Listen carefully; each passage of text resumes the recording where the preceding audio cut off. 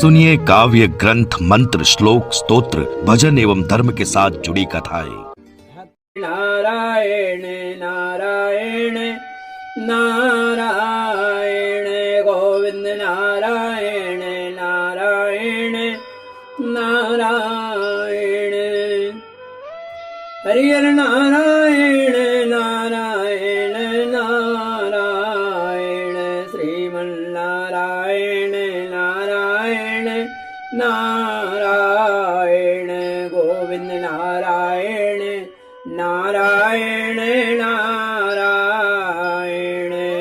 प्रथम खंड के चतुर्थ स्कंद के 20वां अध्याय ख के रूप में यहाँ आरंभ होता है हिंदी, और बदले में उसे प्रजा के पाप का भागी होना पड़ता है। ऐसा विचार कर, यदि तुम श्रेष्ठ ब्राह्मणों की सम्मति और पूर्व परंपरा से प्राप्त हुए धर्म को ही मुख्यतः अपना लो और कहीं भी आसक्त न होकर इस पृथ्वी का न्यायपूर्वक पालन करते रहो, तो तब क्या होगा? तो सब लोग तुमसे प्रेम करेंगे और कुछ ही दिनों में तुम घर बैठे ही सनकादि सिद्धों के दर्शन भी कर सकोगे। ये स्वयं भगवान कह रहे हैं।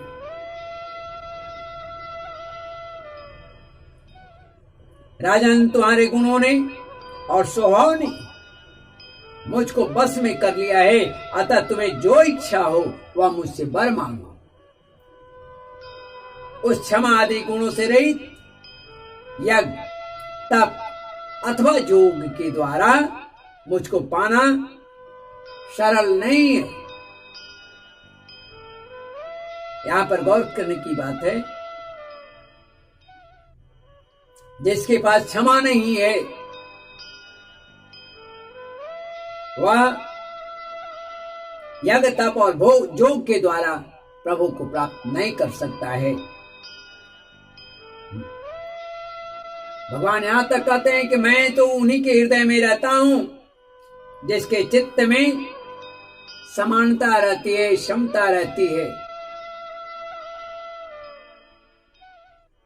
तब मैत्रेय जी कहते हैं कि विदुर जी, सर्वलोक गुरु श्री हरि ने श्री हरि के इस प्रकार समझाने पर, इस प्रकार कहने पर जगत विजयी महाराज पृथु ने उनकी आज्ञा का सिरोधार्य किया।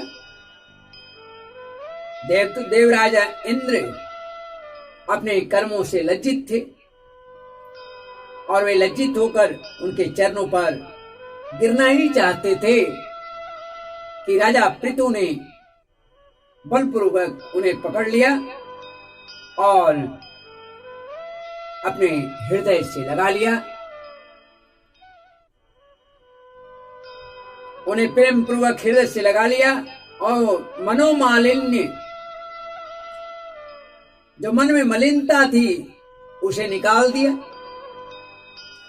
फिर महाराज पृथु ने विश्वात्मा भक्त वत्सल भगवान का पूजन किया और क्षण क्षण में उड़ते हुए भक्ति भाव में निमग्न होकर प्रभु के चरण कमल पकड़ लिए।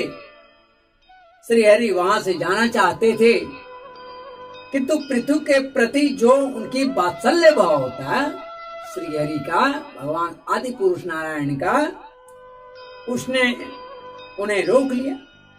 वे अपने कमल दल के समान नेत्रों से उनकी ओर देखते ही रह गए। वहां से वे जा नहीं सके।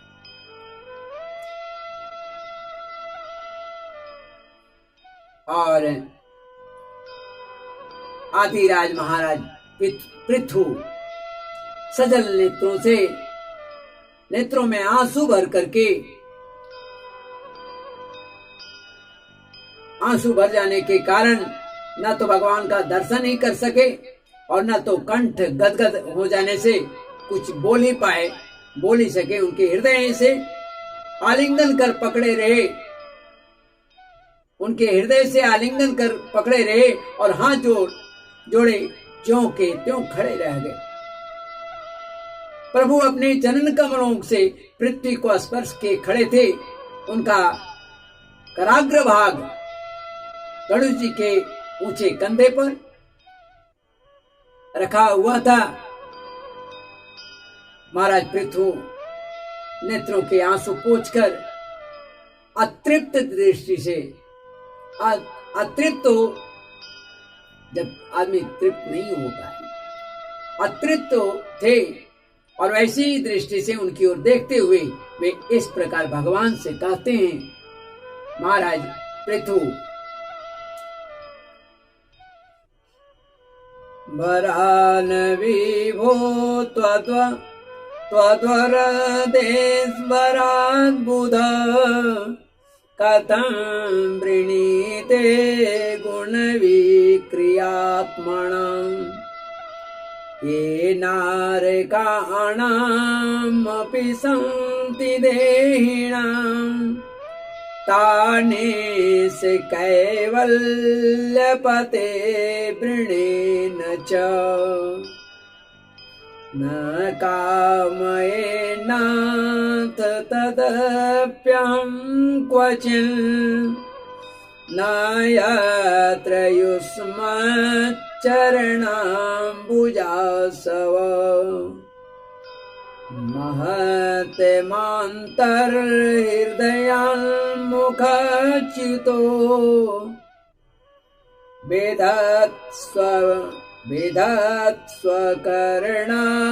वेधत्स्वकर्णायुतमेष मे वरः।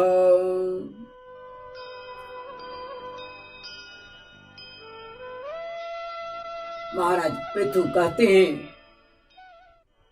मोक्षपति प्रभु, हे स्वामिन, आप वर देने वाले ब्रह्मादि देवताओं को भी वर देने में समर्थ हैं।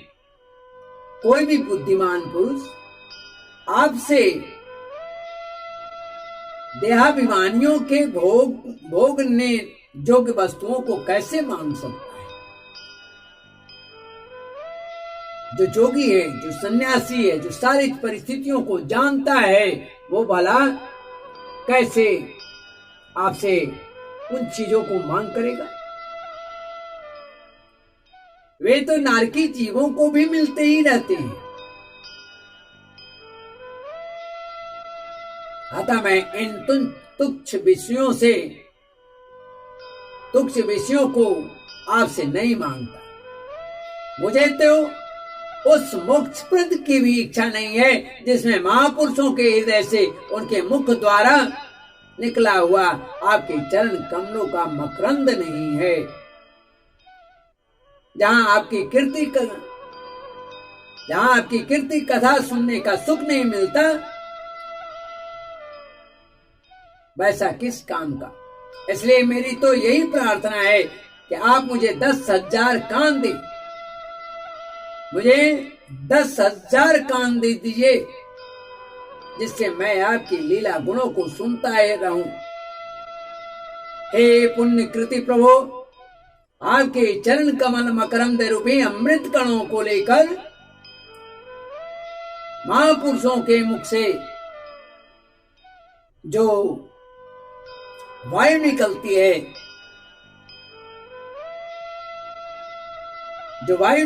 है, उसी में इतनी शक्ति होती है कि वह तत्व को भूले हुए हम कुयोगियों को पुनः तत्व ज्ञान करा देते हैं। अतएव हमें दूसरे वरों की कोई आवश्यकता नहीं है।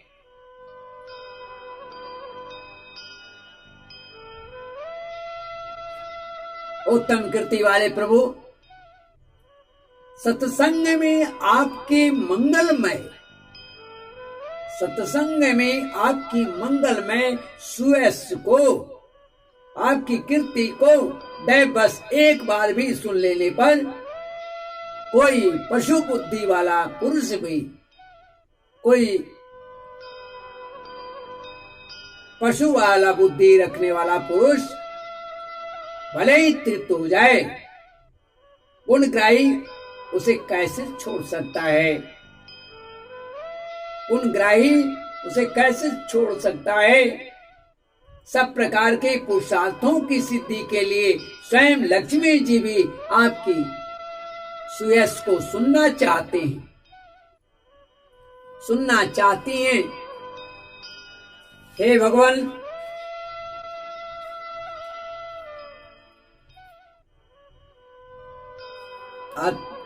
अथावजे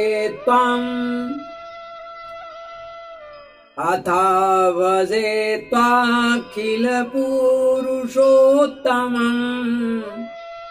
गुणालयं पद्मकरेवलालसा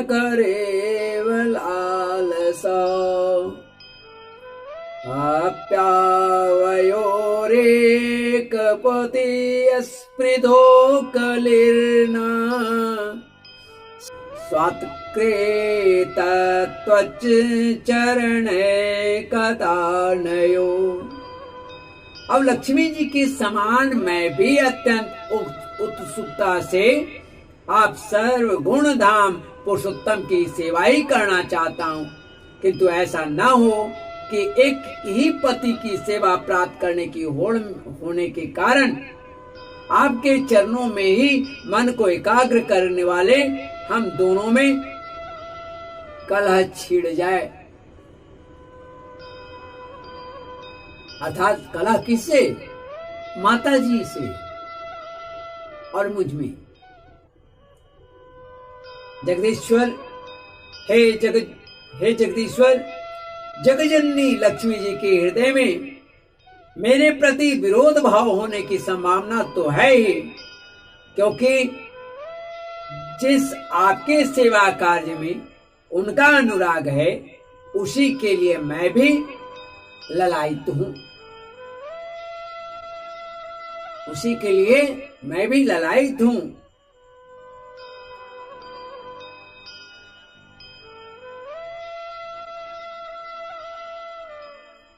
किंतु आप दीनों पर दया करते हैं, उनके तुच्छ कर्मों को भी बहुत करके कहते हैं, बहुत करके, बहुत बड़ा करके मानते हैं। इसलिए मुझे आशा है कि हमारे झगड़े में भी आप मेरा ही रक्षा करेंगे, मेरा ही रक्षा करेंगे, मेरा ही पक्ष लेंगे। क्या सुंदर प्रार्थना है। आप तो अपने स्वरूप में ही नमन करते हैं, आपको बाला लक्ष्मी जी से भी क्या लेना है। इसी से निष्काम महात्मा ज्ञान हो जाने के बाद भी अपना आपका भजन करते हैं, आप में माया के काल अहंकार आदि का सर्वथा अभाव कर देते हैं। भगवान, मुझे तो आपकी चरण कमलों का निरंतर चिंतन करने के सिवा सत्पुरुषों का कोई और प्रयोजन नहीं, कोई और प्रयोजन नहीं जान पड़ता। मैं भी बिना किसी इच्छा के आपका भजन करता हूं। आपने जो मुझसे कहा, आपने जो मुझसे कहा कि वर मांगो,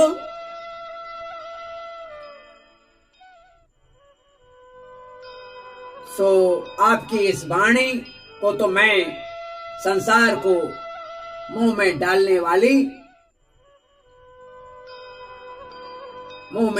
वाली ही मानता हूं। यही क्या, आपकी वेद रूपा वाणी ने भी तो जगत को खुद ही बांध रखा है। यदि उस वेदवाणी रूप रस्सी से लोग बंधे रहे हैं, अगर वेदवाणी से अगर नहीं बंधे होते तो ये मोहबस काम कर्म क्यों करते।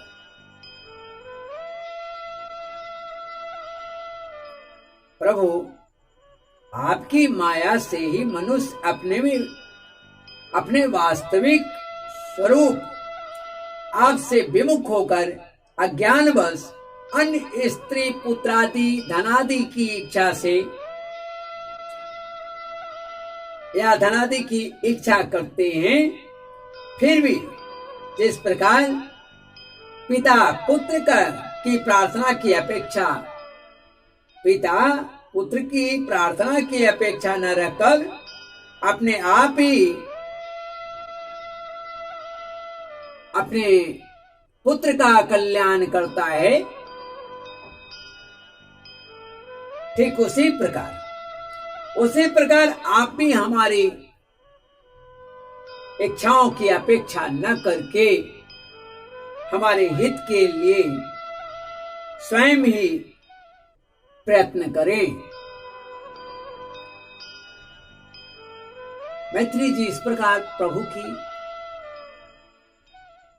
सदा हृदय अश्रुपूर्ण नेत्रों से स्तुति करते हैं, बेवल होकर स्तुति करते हैं। मैत्री जी कहते हैं कि आदि राज पृथु के इस प्रकार स्तुति करने पर सर्वसाक्षी श्री हरि ने उनसे कहा, राजन, तुम्हारी मुझ में भक्ति हो, बड़े सौभाग्य की बात है कि तुम्हारा चित्त इस प्रकार मुझ में लगा हुआ है। ऐसा होने पर तो पुरुष सहज में ही मेरी भक्ति को प्राप्त कर लेता है, उसे देने और मांगने की आवश्यकता ही नहीं, वह सहज ही प्राप्त कर लेता है। जिसको छोड़ना या जिसके बंधन से बंधना, जिसको छोड़ना या जिसके बंधन से छूटना अत्यंत कठिन है। एक ऐसा भक्ति का बंधन है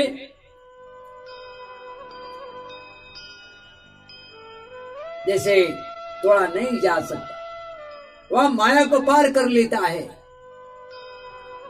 आसक्तियों से स्वयं ही परे हो जाता है। जो श्री हरि के अनन्य प्रेमी होता है, उनके चरणों का सेवक होता है, उनके पद्म रूपी कमल रूपी जो उनके पदार बिंद हैं, उसमें उसकी जब आसक्ति होती है तो अब कहते हैं कि हे पृथु, अब तुम सावधानी पूर्वक मेरी बात सुनो, मेरी आज्ञा का पालन करते रहो। प्रजापालक नरेश, जो पुरुष मेरी आज्ञा का पालन करता है उसका सर्वत्र मंगल होता है, सर्वत्र विजय होता है। मैत्री जी कहते हैं कि विदुर जी, इस प्रकार भगवान ने उस राजर्षि पृथु के सार गर्भित वचनों का आदर किया। फिर पृथु ने उनकी पूजा की और प्रभु उन पर सब प्रकार कृपा करके फिर अपने वैकुंठ लोक को चले गए।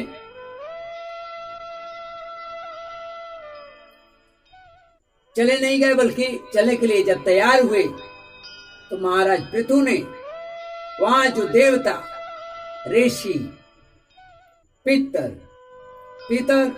गंधर्व, सिद्ध, चारण, नाग, किन्नर, अप्सरा, मनुष्य और पक्षी आदि अनेक प्रकार के प्राणी एवं भगवान के पार्षद आए हुए थे, उन सभी को भगवत बुद्धि के द्वारा या भगवत बुद्धि से भक्ति पूर्वक वाणी और धन के द्वारा हाथ जोड़कर सबका आदर किया, पूजन किया। इसके बाद वे सब अपने अपने लोक, अपने अपने स्थान को चले गए। भगवान अच्युत भी महाराजा पृथु एवं उनके पुरोहितों को चित्त चुराते हुए अपने धाम को पधार। बोले श्री नारायण भगवान की जय। तदंतर अपना स्वरूप दिखाकर अंतर्ध्यान हुए। अव्यक्त स्वरूप देवादिदेव भगवान को महाराजा पृथु ने नमस्कार करके अपने फिर राजधानी में चले आए हैं। इस तरह से महाराज पृथु का भगवान का आशीर्वाद प्राप्त हुआ। इति श्रीमद्भागवते महापुराणे पारमहंस्यां संहितायां चतुर्थ स्कंदे विंशोऽध्याय अर्थात प्रथम खंड के चतुर्थ स्कंद के 20वां अध्याय हिंदी में खा के रूप में यहाँ समाप्त होता है। नारायण नारायण नारायण